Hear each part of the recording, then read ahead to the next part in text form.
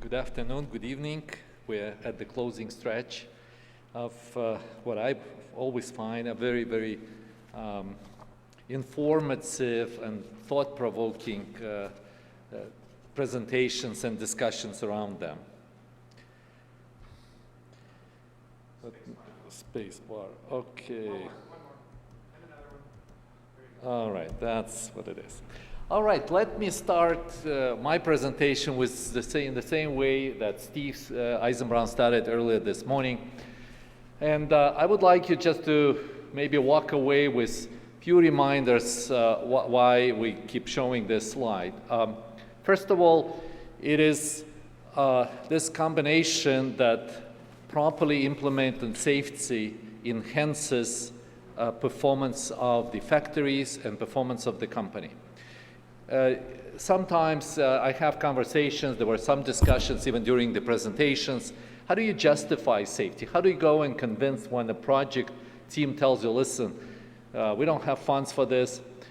And one of the ways you can obviously use the important criteria is that it's really a value of the company and a lot of things at stake.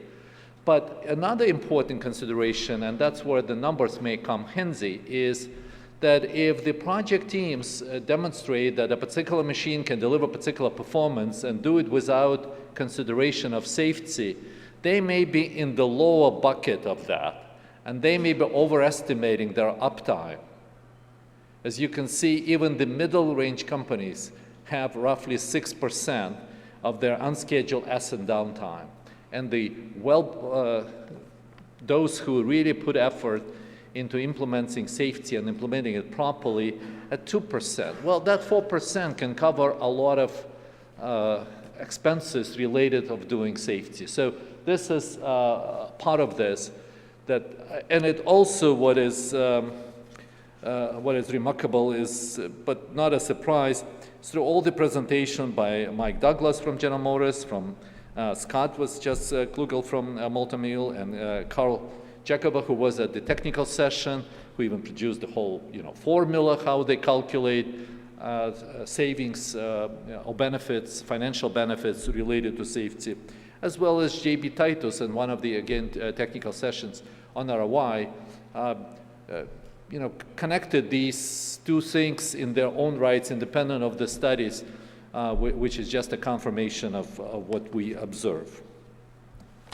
The second slide also was shown by Steve earlier today, talks about three key aspects as you develop your strategy for safety, is that you have to be cognizant, and it's really a combination of these three that will bring the result.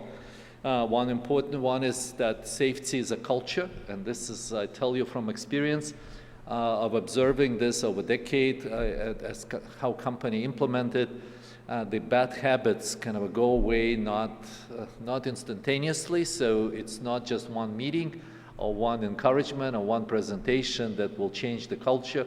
It takes persistent and consistent effort by the entire organization, very important from the top leadership of the company and through the ranks, down to real simple understanding to individual people. And there was some great presentations just showing at the end, you have family left at home, and if you think that you will be faster than a machine, unfortunately it's not an even race. Machine has to be faster just once.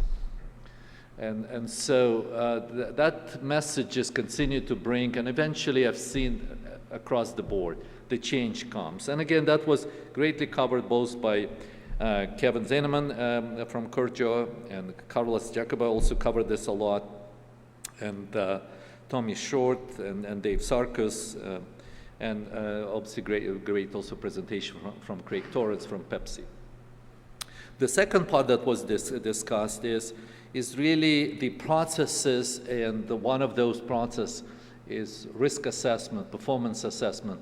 And again, those were covered in various presentations, and this is an important element.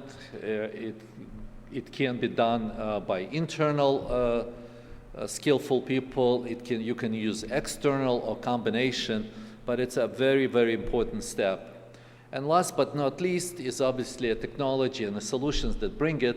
all together.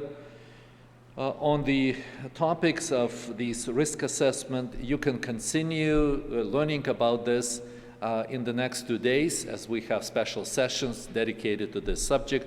I highly recommend, and people who will be running these sessions, they've done this assessments in hundreds of companies, and so they can, I'm sure, answer a lot of your questions on this topic. And technology is another, obviously, this is covered in depth. This is the best way to see the technology, not just Rockwell technology, but a lot of other companies who are partnering, is to see how it all fits together at the show.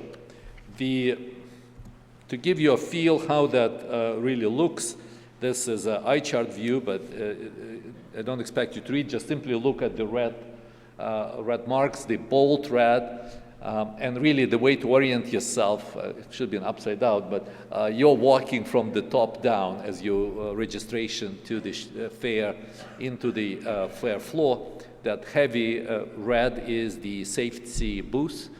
This is a variety of safety solutions, and many experts will be available to answer your very specific questions or general questions, as well as safety covered in all the other red areas, whether that is architecture booths or component booths or services booths, that feel free to participate or evaluate or walk through all of those.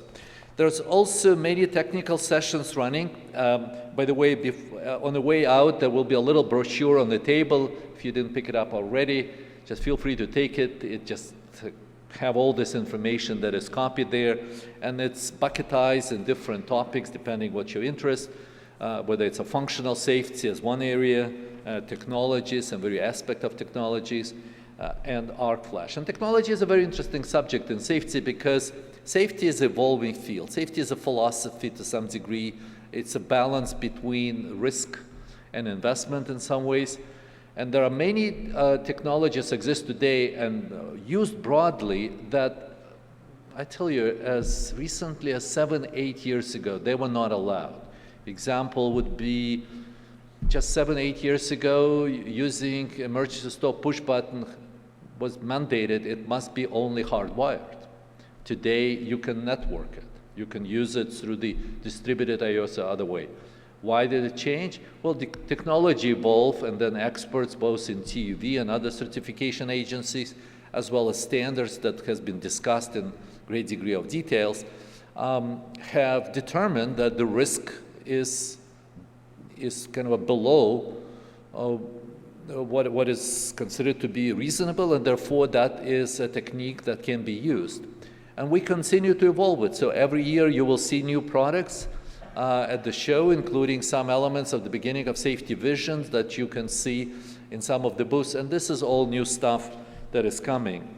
There are also recommendations in that brochure, and this is a little brochure that you will see about what we call Ideal Day, which will give you a description of different areas at the fair where safety is covered with short kind of a synopsis of what that is. So if it's of interest to you, feel free to participate and join. The last point I would like to make is that, first of all, that safety is everybody's business. And, you know, many times we have discussion with people who say, how can I change it? I mean, I'm just a manager, I'm just an engineer. Well, you know, any journey starts with somebody making the first step. And you may just be the one who makes that step. And be evangelist and cover it and explain with all the knowledge that you picked up over the last day and a half with great speakers we have who covered how they've done those first steps and what they've done to move along. So it's an opportunity. And to me, it's always, again, and I think it was stated today by Craig Torrance, that kind of captured my imagination, is where he said that safety is not just a priority, it's a value. And as long as you help to develop this into the value within the company, You already contributed a lot in the direction of social responsibility, environmental responsibility, as well as specific people who will benefit from your actions and concerns. I would like to also acknowledge first of all, those who organized this event, and they were here in the corner, but I tell you that it goes many months in preparation of event of this scale. So Tanya Bartolovic is right here. And Steve Ludwig is next to her. Steve. Mark Eitzman, who is leading the activities for us in safety. And also Matt Kucharski for guiding us through and managing the time. And by all I can see, he managed to complete the project even a bit earlier. How frequently that happens. So thanks, thanks a lot. And special, obviously, thanks goes to all the speakers who share their knowledge and their passion, and who helped us all along. I've learned a lot. Hopefully, you've learned as well. With that, enjoy the show tomorrow. Looking forward to see you all at the show. If you see any of us, one of us, and you have questions or thoughts or suggestions, just please feel to stop and just introduce yourself. We'll be glad to have it. Thank you very much.